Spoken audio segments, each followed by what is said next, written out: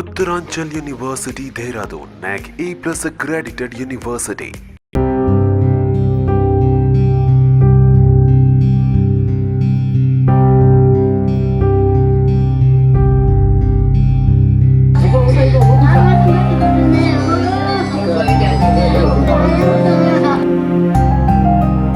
యాదాద్రి భువనగిరి జిల్లా దాతరపల్లి గొల్లె గుడిసెల్లో విషాద ఛాయలు అలుముకున్నాయి. ఒకే కుటుంబంలో అత్తా కోడళ్ళ మృతి చెందినటువంటి సంఘటన చాలా బాధాకరంగా ఉంది. ఈ ఇద్దరు మరణము ఈ కుటుంబంలో విషాద ఛాయలు అయితే అలుముకున్నాయి. ప్రస్తుతం మనం వారి ఇంటి వద్ద ఉన్నాం. నిన్న భారతమ్మ మరణించినటువంటి కొన్ని నిమిషాల్లోనే కోడలు మంగమ్మ కూడా మరణించడం చాలా బాధాకరమైనటువంటి విషయము. నిజంగా వారి కుటుంబాన్ని ఈ వార్త చాలా దిగ్భ్రాంతికి గురి చేస్తుంది. మనం చూస్తూనే చాలా బాధగా అనిపిస్తుంది. ఈ సంఘటన నిజంగా రాష్ట్ర వ్యాప్తంగా, ఈ జిల్లా వ్యాప్తంగా కూడా ఒకే కుటుంబంలో ఇద్దరు మరణించడము చాలా బాధాకరమైనటువంటి విషయం. నిజంగా మంగమ్మ, భారతమ్మ ఇద్దరు కూడా ఈ ఇంట్లో నిన్న మొన్నటి వరకు కలిగి తిరిగి అత్తా కోడళ్ళు ఆప్యాయంగా పలకరించుకుంటూ ఒకరికి ఒకరు చేదోడు వాదోడుగా ఉంటూ జీవనం సాగించినటువంటి పరిస్థితి అయితే ఉండేది.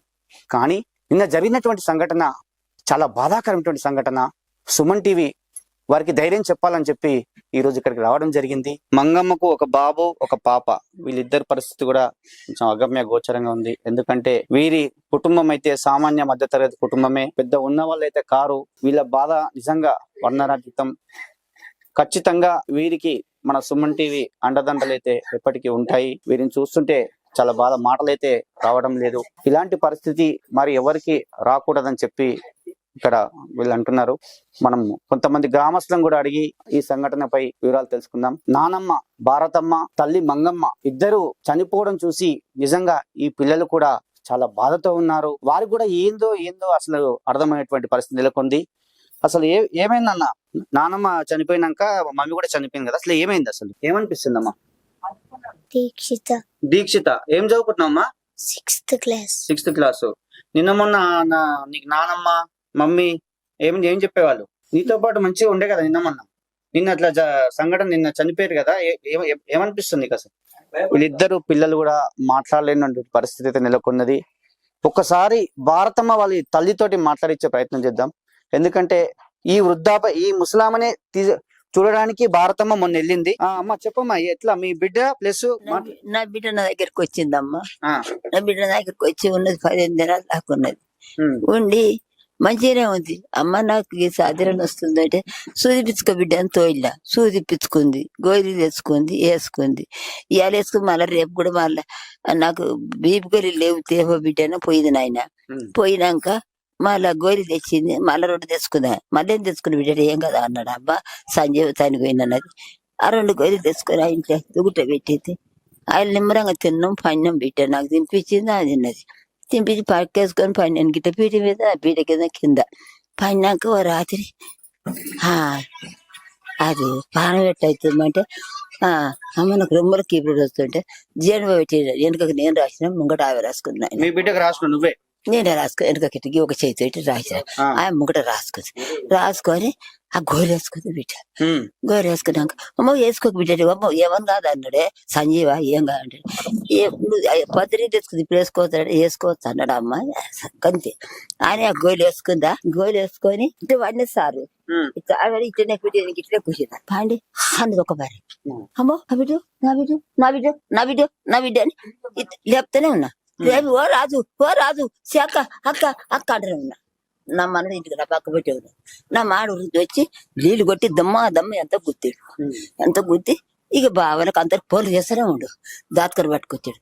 దాతకర నాకు చెప్పలేదు. నా కొడుకు ఈయనకు అటు టాకోసి ఈయన చెప్పాడు. నాకు చెప్పక నా చిన్న కొడుకు చెప్పిండ్రు. ఎక్కడెక్కడో ఫోన్లు చేసుకుంటూ పట్ట వేసుకుపోతా పోయింది. గంతే సారు. భారతమ్మ చనిపోయినాక మంగమ్మ అట్లా కుప్పకూలిపోయిందా? మంగమ్మ మీడికే నేను ఎందుకు తిరిగిన నా ఇంటికాయ ఉండి తాగిని చేసుకొచ్చిర్రు ఆ బిడ్డని. చివరిసారిగా భారతమ్మ మాత్రం తన తల్లిగారితో భోజనం చేసింది, మాట్లాడింది, ఇద్దరు కూడా మాట్లాడుకున్నారు. కానీ నిన్న మాత్రం ఆమె ప్రాణం వదిలింది. అంటే నిజంగా ఆ తల్లి మాటలు చూస్తే అయితే చాలా బాధగా అనిపిస్తుంది. ఇదే ఘటనపై గ్రామస్తులు కొంతమంది ఉన్నారు, వారిని అడిగి తెలుసుకుందాం. అసలు ఈ గ్రామంలో నిజంగా విషాద ఛాయలు అలుముకున్నాయి. నిజంగా ఈ ఘటనపై గ్రామంలో కూడా విషాద ఛాయలు అయితే అలుముకున్నాయి. మనతో మాట్లాడడానికి గ్రామస్తులు కొంతమంది ఉన్నారు. ఏం జరిగింది, సంఘటన ఎట్లా జరిగింది? అసలు కోడలకు ఆరోగ్యం అనేది కరెక్ట్ లేకుండే, అత్త సహకరించేది ఏదైనా. ఈ సహకరించేది అది అత్త అమ్మగారి వాళ్ళ అమ్మ ఇంటికి పోయి అక్కడనే అయిపోయింది. వచ్చినాక కోడలు ఇటాడి తిరిగింది, దీపం ముట్టించింది, అది ఇది చేసినప్పుడు మాయసొంటి వాళ్ళు వస్తే కూడా మీద పడి ఏడ్స్తే నీ ఆరోగ్యం బాగలేదు, ఏడవద్దు అని మేము అంటనే ఉన్నాం అనేది అనేట్టుండగా అలా తమ్ములు వచ్చి ఏడ్చిర్రు.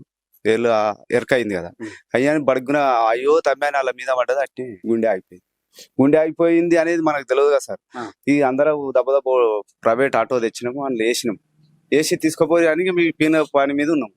ఆ గుట్టకు పోగానే డాక్టర్ నాడి పడితే, ఇక ప్రైవేట్ డాక్టర్ ఎట్టుంటుంది సార్, దాని ట్రీట్మెంట్ అనేది చేయరు, దానికి ఆన్సర్ చెప్పలేకపోయి ఇంకా సర్కార్ దవాఖానకు తీసుకుపోయానగానే ఆ సర్కార్ దవాఖానకు పోగానే పోయింది అనగానే ఇక రిటర్న్ అంబులెన్స్ వేసుకొని వచ్చేసారు.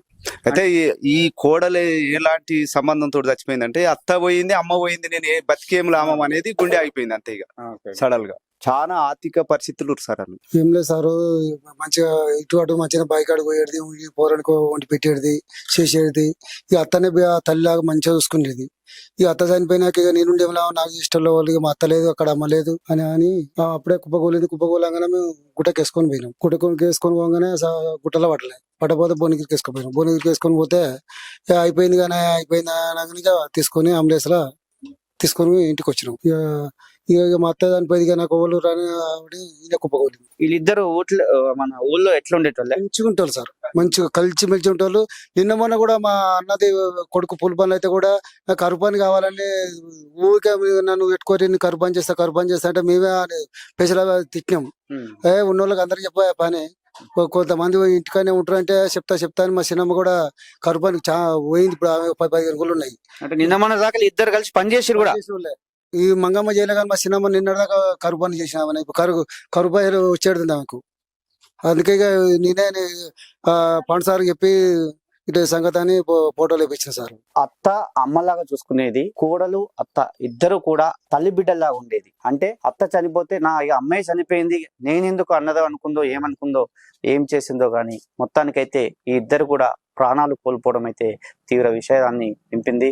నిజంగా వీరి ఆర్థిక పరిస్థితి అయితే బాగలేదు. చూసినట్లయితే చిన్న ఇంట్లో ఉన్నారు వీళ్ళు, పిల్లలు కూడా చాలా చిన్న పిల్లలు. కాబట్టి వీరికి ప్రభుత్వం కూడా ఏదైనా సహాయం చేసి ఆదుకోవాలని కోరుకుంటున్నారు.